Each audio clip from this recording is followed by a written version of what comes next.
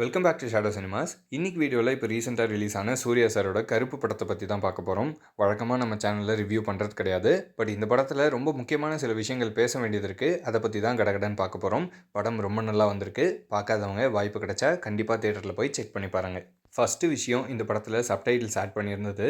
Through out the movie ஏகப்பட்ட surprises, நிறைய reference and recreation பண்ணியிருந்தார். ஸோ அந்த பிரபலமான படங்களை பிற மொழி ரசிகர்களோ இன்றைக்கி ஜென்ரேஷன் ஆடியன்ஸோ நாங்கள் அந்த படங்கள்லாம் பார்த்ததில்ல, எதுக்காக மற்ற ஆடியன்ஸ் என்ஜாய் பண்ணுறாங்க, என்ன கனெக்ஷன் இருக்குது அப்படின்னு புரியல அப்படின்னு யோசிக்கக்கூடாதுன்னு சொல்லி க்ளோஸ்டு ப்ராக்கெட்ஸில் song playing from this movie or BGM playing from this மூவின்னு சொல்லி என்னென்ன ரெஃபரன்ஸ் எடுத்திருக்காரோ அது எல்லாத்தையுமே அந்த கேப்ஷனில் இன்க்ளூட் பண்ணி ஹிண்ட்டு கொடுத்துட்டாரு.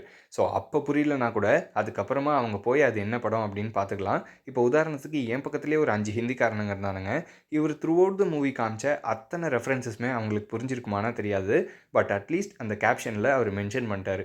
ஸோ எல்லா ஜென்ரேஷன் ஆர் எல்லா லாங்குவேஜ் ஆடியன்ஸுமே கவர் பண்ணணும், எல்லாருக்குமே ரீச் பண்ணணும் அப்படின்னு நினச்சேன். இந்த கேப்ஷன்ஸ் ஐடியா உண்மையிலே எனக்கு ரொம்ப பிடிச்சிருந்துச்சு. ரெண்டாவதாக இந்த படத்தில் பண்ணியிருந்த ஸ்க்ரீன் பிளேவை பாராட்டியே ஆகணும். ஆடியன்ஸ் எப்படி என்கேஜ் பண்ணுறது, எப்படி எமோஷ்னலாக கனெக்ட் பண்ணி வச்சுக்கிறது அப்படிங்கிறத ரொம்ப இம்பார்ட்டன்ஸ் கொடுப்பாரு. இது அவரோட எல்கேஜி படம் பார்க்கும்போதே உங்களுக்கு தெரியும். ஸோ இந்த படத்துலையுமே எடுத்திருக்க கான்செப்ட்டுக்கு என்ன மாதிரியான சீக்வன்ஸஸ் ஸ்ட்ராங்காக எழுதலாம் அப்படின்னு யோசிக்காமல் எப்படி ஆடியன்ஸை சாட்டிஸ்ஃபை பண்ணுறது அப்படின்னு மட்டும்தான் யோசிச்சிருக்காரு. ஸோ அது நல்லாவுமே வந்திருக்கு. குறிப்பாக செகண்ட் ஹாஃபில் நிறைய பிரபலமான படங்களுடைய சீக்வன்சஸை ரீக்ரியேட் பண்ணியிருப்பார். லிட்ரலாக அதே சீனை ரீக்ரியேட் பண்ணியிருப்பார். பட் அதை சரியாக புரிஞ்சிக்கிற தன்மை ஆடியன்ஸ்கிட்ட இல்லை அப்படிங்கிறத அவர் ஏன் உணரலை அப்படின்னு தெரியல. ஏன் பின்னாடி உட்காந்துருந்த ஒரு 4 ரோ பின்னாடி உட்காந்துருந்த நாய் யூனிவர்ஸ் கிரியேட் பண்ணிட்டான்டா அப்படின்னு அலறான். இவர் பண்ணியிருக்கிறது ரீக்ரியேஷன்னே அவனுக்கு தெரியல.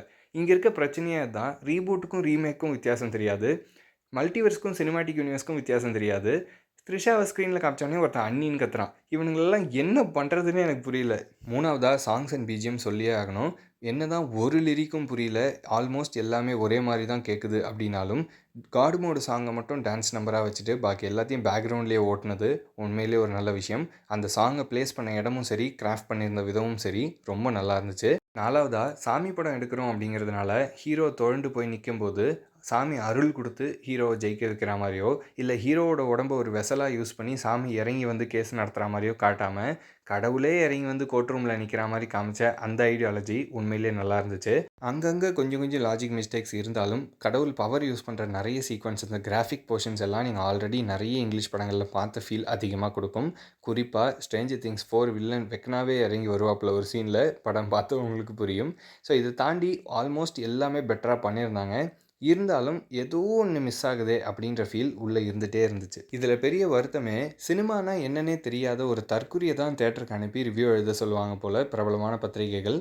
அப்படி இப்போ நீங்கள் பார்க்குற இந்த ரிவ்யூ தந்தி பேப்பரில் வந்த ரிவ்யூ. பைத்தியக்காரனாக இருப்பான போல். படத்தை ஒழுங்காக பார்த்தானா இல்லையானே தெரியல. சூர்யாவுக்கு இந்த கருப்பசாமி வேஷம் பொருந்தவே இல்லைன்னு எழுதியிருக்கான் பண்ணாட. கிளைமேக்ஸ் எல்லாம் எங்கே கண்ணை வச்சுருந்தான்னு தெரியல. அந்த வேஷம் கட்டி போட்டிருந்த அந்த சீக்வன்ஸ் எல்லாம் அவ்வளோ சூப்பராக இருந்தது. தயவு செய்து இந்த படத்தை டைரக்டர் ரிஷப் ஷெட்டி கண்ணில் படாமல் பார்த்துக்கணும். இல்லைனா ரீமேக் ரைட்ஸ் வாங்கி இந்த சாமி வேஷத்தையும் நான் தான் போடுவேன்னு அடம்பிடிப்பார். ஏற்கனவே நம்ம ஊர் ஆடியன்ஸுக்கு குண்டுச்சட்டில் குதிரை ஓட்டிக்கிட்டு மற்ற லாங்குவேஜ் படங்கள் பார்த்து சினிமாவை சரியாக புரிஞ்சு வச்சுக்காம எதுக்கு தேட்டருக்கு போகிறோன்னே தெரியாமல் ஆட்டு மந்த மாதிரி 10ஓட 11 போயிட்டு வராங்க. ஸோ இந்த மாதிரியான 1-2 நல்ல படங்களுக்குமே மோசமான ரிவ்யூ கொடுக்கறதன் மூலமாக இதை நம்பி இருக்க ஃபேமிலி ஆடியன்ஸை மொத்தமாக கெடுத்து விட்டு பிஸ்னஸ் ரீதியாகவும் அந்த படத்தை சக்ஸஸ் ஆக விட்டுறதில்ல. நல்ல படம் மக்கள்கிட்ட ரீச்சும் ஆகிறதில்ல. இதே மாதிரி ஒரு பிரச்சனையை தான் கவினோட மாஸ்க் படத்தை பற்றி பேசும்போதும் பார்த்துருந்தோம். எதுக்குடா இப்படி பண்ணுறீங்க, அறிவு இருக்கா இல்லையாடா உங்களுக்குலாம். அது போக இன்னொரு நல்ல விஷயம் அப்படின்னா, த்ரிஷாவோட கேரக்டர் தேவையான அளவுக்கு கிறிஸ்பாக யூஸ் பண்ணி ரொம்ப எக்ஸ்ப்ளாய்ட் பண்ணாமல் டீசெண்டான காஸ்டியூம்ஸ் கொடுத்துருந்தாங்க. அதுவே போதுமான அளவுக்கு ரொம்ப மெச்சூராக இருந்துச்சு. கிளைமேக்ஸில் சீக்குவலுக்கான லீடப்புமே இருக்குது. அங்கேயுமே ஒரு சூப்பரான சர்ப்ரைஸ் ப்ளேஸ் பண்ணியிருந்தார். ரொம்ப ரொம்ப நல்லா இருந்துச்சு. ஸோ இந்த படம் பாக்ஸ் ஆஃபீஸில் ஒரு நல்ல சக்ஸஸை பார்த்துருக்கு.